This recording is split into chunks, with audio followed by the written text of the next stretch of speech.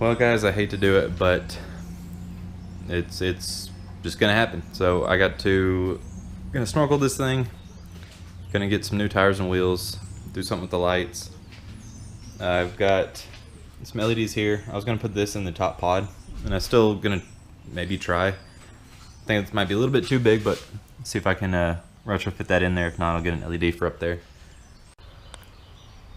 You guys, I'm crying with every bolt I take off of this thing. But look, I found some dirt. So it's not like it's used, right? It's been mudded, it's been sunk, it's been whatever to make me feel better.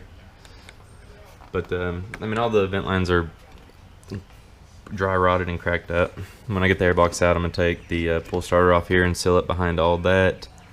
Run all new vent lines everywhere, even though the drums aren't going to be good after I take it in the mud anymore.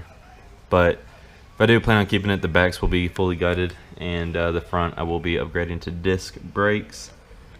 So yeah, I'm going to get into the carburetor, do some with that, seal up the airbox, run the snorkel up.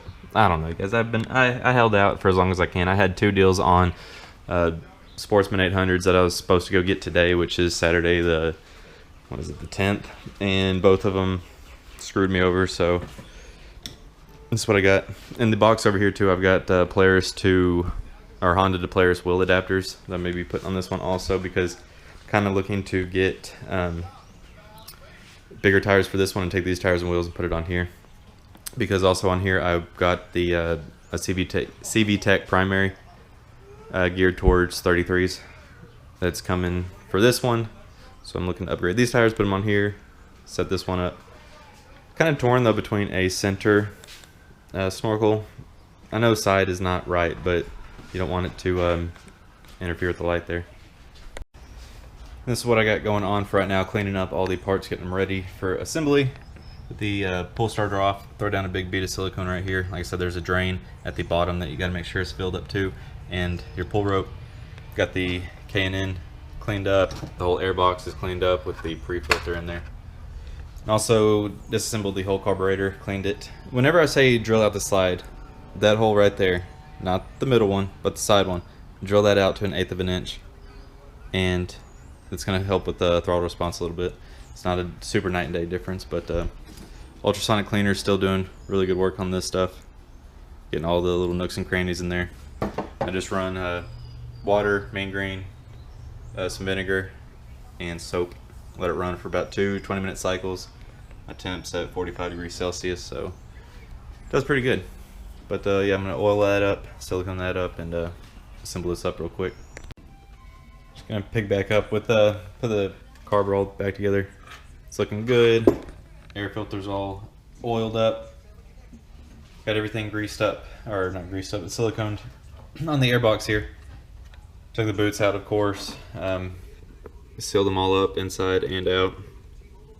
You guys kind of all seen this before, but a check valve that it came with isn't working. So, and also I know I posted this up in another video or two, but I got the Gates. There's the Gates 27042. It's a 5/32 fuel line. It's thicker than what's came on there, and it fits over every port and every dowel on these things perfectly. So you'll be able to stretch it out over gas tanks, front diffs, rear diffs, and run it. Buy it in bulk for like 25 foot, 50 foot. It's like $20, $25 or so. Well, I guess I should give a update on my lunch break here real quick. It's just been a madhouse. The shop's a mess. Got all the new vent lines ran. It's like front diff, rear diff, fan, carburetor, and gas tank. Everything's routed real nice, spliced in, all ran down the factory rails. Waiting on the snorkel plate to be done tonight. So this is what I have for the snorkel so far, and I'm very pleased with it so far. So all I had to do is trim out a little bit on the fender right here. Just cut out, I used a 1.5 inch hole saw and cut out the rest of it right there. But to make it go and miss that oil line right there, and come back up, of course, with your 245s, and then into the airbox.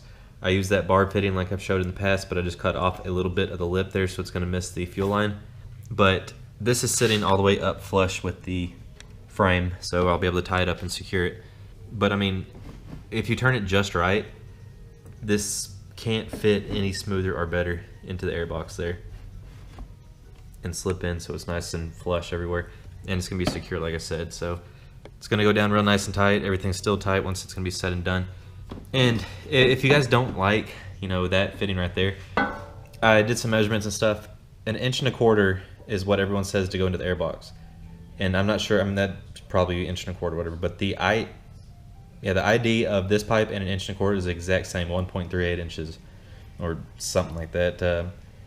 But yeah, it's the exact same. So just get you one of these, and it's a straight shot. But so that is the connection for the airbox there. K&N air filters in there, oiled up, and from there, it's gonna drop down something like that. I don't know yet. My plate's not made, so I can't finish it, but yeah. We'll see what happens. Well, you guys, I just got some interesting news, and this project is officially over because maybe at Nationals I'm picking up a 2008 Sportsman 800, and it's when I was it started the whole looking process. And so with that, like I said, I waited till the last minute. This is the Saturday before Mud Nationals, and I waited to the last second to actually cut a hole in there and snorkel it because I was just waiting.